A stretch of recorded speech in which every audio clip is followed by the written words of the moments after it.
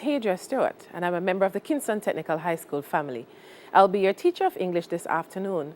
Today's lesson will be about errors in writing. Let's get started.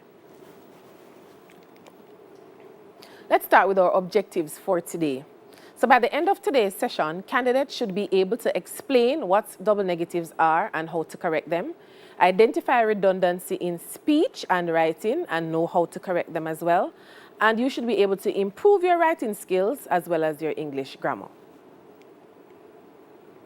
Now, before we get into today's lesson, let us do a little recap. Now, earlier we spoke about some errors in English, and we spoke about sentence fragments and run-on sentences, right? And I hope that you remember what we said about those. Now, let's start recapping with run-on sentences, all right? Now, we did say that a run-on sentence is a combination of two independent clauses joined together with a conjunction or punctuation. Both of these independent clauses form a complete sense or thought. However, when they group together, they need proper punctuation for clarity. Remember, we have different types of run-on sentences, all right? So we have the comma splice and we have the fused sentence, and we spoke about how to correct those. We also spoke about sentence fragments. Remember the pizza? So a fragment is a part of something, okay? So a sentence fragment is a type of incomplete sentence that lacks the necessary grammatical elements to make an independent clause. A sentence fragment is exactly as it sounds, a fragment of a sentence, okay? So what we can do is just add some more information to the fragment to make it a complete thought. So those are two errors in writing, and we're going to look at two additional ones today. So make sure that you have your papers and you have your pens ready. We are going to write, right? And you are going to practice. Now, I want you to examine this sentence carefully. It says, you shouldn't do nothing to the house. Look at it and see if you can identify any error in the sentence, okay? So you shouldn't do nothing to the house. Think about it. Let's look at another one. The hospital won't allow no more visitors. The hospital won't allow no more visitors. Can you spot the error? Sure you can. All right, so this is the first one. You shouldn't do nothing to the house. So I have highlighted two words. Do you know why? Yes, you do. So I've highlighted the two negative words. So we have shouldn't and we have nothing, okay? So you shouldn't do nothing to this house. How can I fix this sentence? It is ungrammatical. How can I fix it? Okay, so I can simply change the second negative word to what I'm going to call a positive word, and I'm going to say you shouldn't do anything to the house, all right? Now let's look at the second one. The hospital won't allow no more visitors. So we have two negative words again, won't and no. This is not acceptable in English. So what we're going to do, we're going to correct one. So the hospital won't allow any more visitors. So what we have just looked at are examples of what we call double negatives. All right? Now you may have heard of double negatives in math. You're learning of double negatives in English. Now, double negatives is an error that occurs when two negative words are used in the same sentence. As you have seen earlier, two negative words were used in my examples. Double negatives are not encouraged in English because they are ungrammatical and they can be confusing. But you may hear them in songs and in informal speech. And if you listen closely when people speak, and if you listen closer to the songs that you love, you'll realize that there are examples of double negative. But for formal writing, they are not accepted. Now, what are the negative words that we have in English? Let's look at some of them. So we have no, and babies love this one, everything no, right? We have not, none, no one. Okay, don't believe that all negative words end with, begin with no, you know. All right, we have nobody, nothing, neither, nowhere, never. So these are some of our negative words. But look at these. We have some negative adverbs. So we talk about hardly, scarcely, barely, seldom, and rarely. Yes, write these down. These are negative words that you need to know. All right?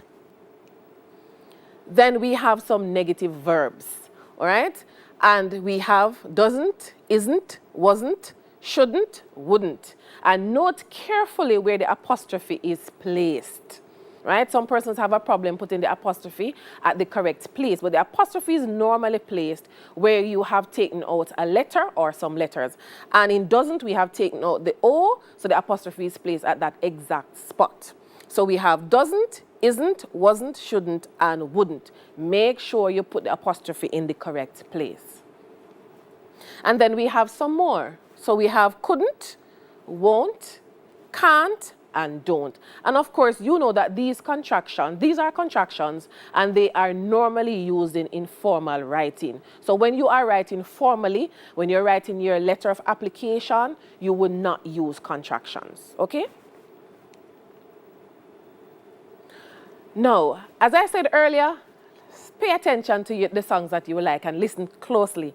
And if you do, you will realize that many of the songs that we listen to have examples of double negatives. They got away with it, but you won't get away with it in your exam. So make sure that you know how to avoid these errors. So the first one says, I can't get no satisfaction. I've sung this one before, right? And then the other one says, I wasn't looking for nobody when you looked my way. Another one says, I can't get no sleep. And the last one says, got nothing to hide no more. Are you seeing the examples of double negatives? Yes, you are. So in the first one, we have can't and no. In the second one, we have wasn't and nobody. In the third one, we have can't and no. And then we have nothing and no. All right? So we could simply say, I can't get any satisfaction. I wasn't looking for anybody. So we're going to change the nobody to anybody. So I wasn't looking for anybody when you looked my way. I can't get any sleep.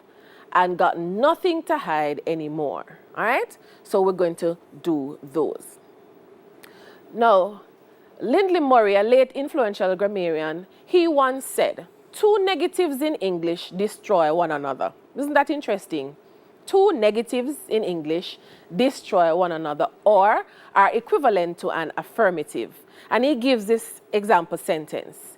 His language, though inelegant, is not ungrammatical. Look at it again. His language, though inelegant, it's not elegant, right? But it's not wrong.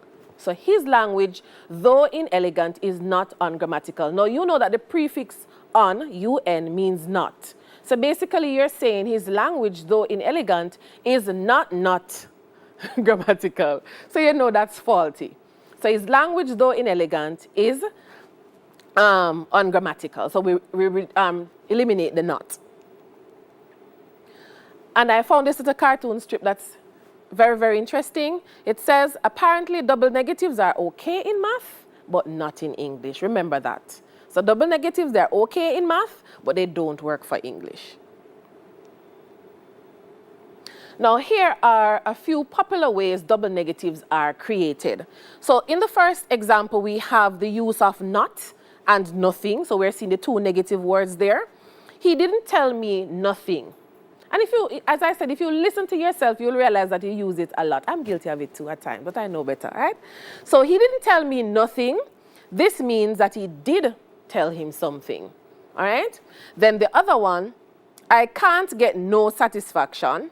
This means that you can get satisfaction, all right? So the 2 negatives basically equate to an affirmative. So in the first one, we could simply say, he didn't tell me anything. And in the second one, I can't get any satisfaction. All right? Then we have a combination now of not and never. I don't never remember seeing something like that. Right? This means that he does remember seeing something like that. So it basically means the opposite of what you just said, right? When you look at it closely. So I don't ever remember seeing something like that. That is how you would correct that sentence. Then we have a combination now with not, and you use it with a prefix meaning not or no. Example, she was not unattractive, right? So unattractive there, not attractive. So what you're basically saying here is that she was attractive because you just said she was not unattractive, all right? So you have to pay attention to what you say and make sure that you say exactly what you mean. Watch your use of words that are considered negative, including the adverbs that we spoke about earlier, The scarcely, make sure you're writing them down. Scarcely, barely, hardly, seldom, and rarely, as well as your negative prefixes. So you're going to learn about prefixes, and you're going to learn about all the prefixes that mean not, okay? And pay attention to your contractions as well. Your can't, your couldn't, your wouldn't, your shouldn't, and so on. How do we go about correcting the double negatives? By now you can answer me because we have corrected quite a few, right? Yes. So we correct the double negatives usually by removing one of the negative words, or as you've seen me do, we can simply just change one of the negative words to something positive. All right? So on your screen you're seeing, I am not doing nothing, right? And this is more appropriately written as I am not doing anything. So in this case, we have changed nothing which is negative to anything which is positive. So we're going to do some practicing. We're always talking about the importance of practicing, okay? So we're going to practice, practice, practice right now. Now it says correct the double negatives in these sentences. And the first one says, that won't do you no good. Can you identify the negative words? Yes, you can. Won't and no. So that won't do you any good. That's the correct sentence. Nobody with any sense isn't going. Very interesting, not true? Nobody with any sense is going. That's how we would correct that sentence. And the third one says, I can't find my keys nowhere. So we have can't and we have nowhere, two negative words in the same sentence. We're going to change one. So I can't find my keys anywhere. Then look at this one. She never goes with nobody. Can you spot the negative words? Yes, never and nobody. So the correction is she never goes with anybody. Then we go to the next one. You can't see no one in this crowd. Right? It's a very thick crowd. Can't see no one. But that is expressed incorrectly. So the correction would be you can't see anyone in this crowd. Getting it? Very good. Now here's another one. The secret cave did not have none of the treasures they wanted. All right, so we are spotting not and we are spotting none. So we're seeing the two negative words used right there. So the correction would be the secret cave did not have any of the treasures they wanted. All right, I'm sure you have a good understanding now of the double negatives, okay? So we try as best as possible, even though we may hear them in songs and even though we may hear them being spoken informally, we try as best as possible to avoid double negatives because they are ungrammatical, all right? Now, I'm going to introduce you to a second error in writing.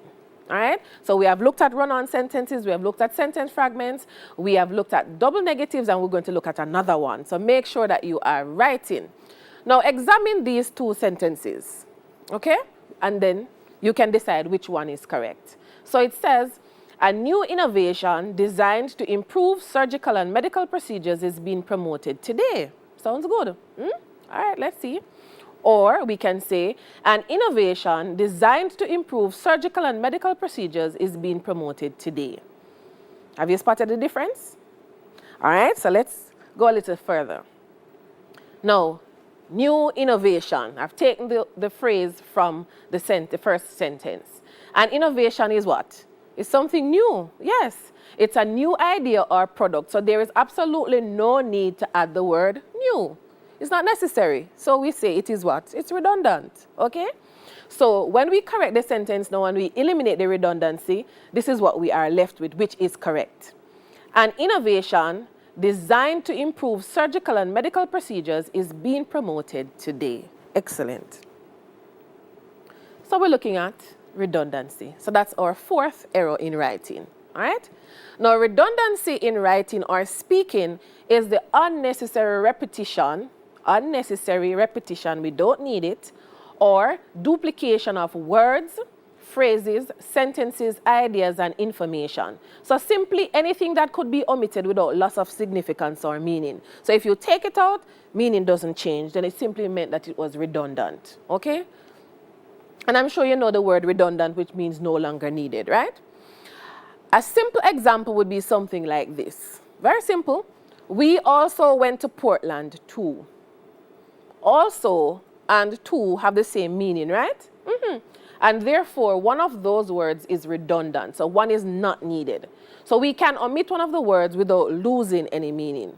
So we could say, we went to Portland too. That's perfectly fine. Or we could say, we also went to Portland. End of story. All right? Now, words and information that add unnecessary length but nothing else simply make your writing longer while contributing nothing to its quality. So yes, you have long sentences, you have a lot of information, but you have a lot of repetition. So the quality is not good, and you would be penalized for something like that. Now let's look at some common redundant expressions. Advance warning. Have you ever heard that before? Okay.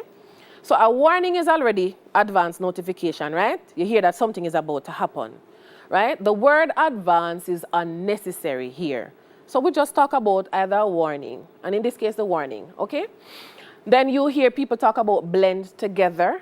Now, if you have ever blended anything in your life, you know that you have to put them together, right? Right? So if you blend, you blend. So you don't need it together, right? Then we have close proximity. Proximity simply means close, it's near, right? And we have collaborate together. If you're collaborating, you're working together, so together there is redundant. Then you may hear completely finished. If it's finished, then it's finished, complete, right? So we don't need the completely. And some persons may talk about end result. I've heard that one many times.